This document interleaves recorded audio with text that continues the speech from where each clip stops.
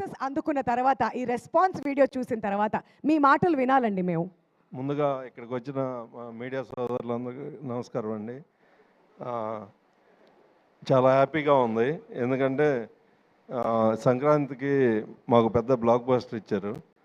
అందరూ అంటే ఆడియన్స్ నుంచి చాలామంది కాల్ చేస్తూ ఉన్నారు, మంచి సినిమా అండి అని. ఇంత కాంపిటీషన్లో కూడా ఇంత పెద్ద హిట్ ఇచ్చినందుకు థ్యాంక్స్ తెలుగు ప్రేక్షకులందరికీ. ఇంకెవరన్నా చూడని వాళ్ళు ఉంటే కనుక థియేటర్లోకి వెళ్ళి చూడండి. ఫుల్ ఎంటర్టైన్మెంట్, మీకు 2.5 hours ఫుల్ ఎంటర్టైన్మెంట్.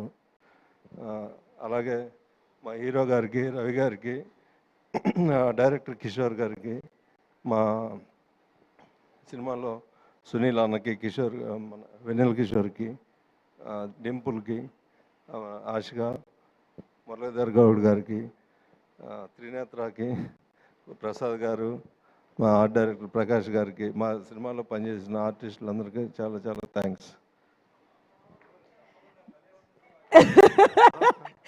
మీ స్పీచ్ చూసి సర్ప్రైజ్ అయ్యారు రవితేజ గారు.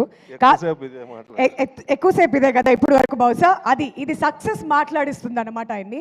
మరి సుధాకర్ గారు, రవితేజ గారు ఇంతకుముందు నాకు చెప్పారు ఏంటంటే కింద అందరినీ క్వశ్చన్ అడిగా, మరి సుధాకర్ గారిని అడగకపోతే ఎలా అని చెప్పి. మరి మీలో కూడా ఒక స్ప్లిట్ పర్సనాలిటీ మిమ్మల్ని ఏ విషయంలో టెంప్ట్ చేస్తూ ఉంటుంది? అబ్బా సినిమా మాకు అందించేస్తే అయిపోతుంది అనుకుంటున్నారా? మేము మిమ్మల్ని అడగమనుకుంటున్నారా? నాకు హిట్ కొట్టాలనేది వెనక బ్యాక్గ్రౌండ్ ఎల్విస్ గారి లాగా. వావ్, ఆ టెంప్టేషన్ కూడా ఇప్పుడు నెరవేరింది.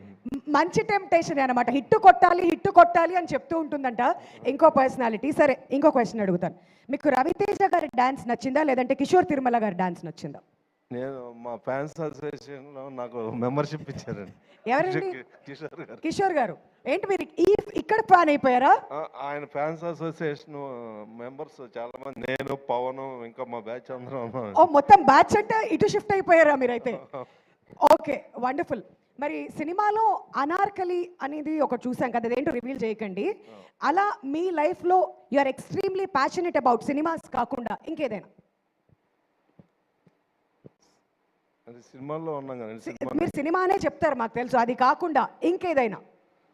ప్యాషనేట్ అంటే ప్యాకట ఇచ్చేశారు. థంబ్నెయిల్స్ మీరు మాట్లాడకపోవడమే కరెక్ట్ నాకు ఇప్పుడు అర్థమైంది. Thank you sir.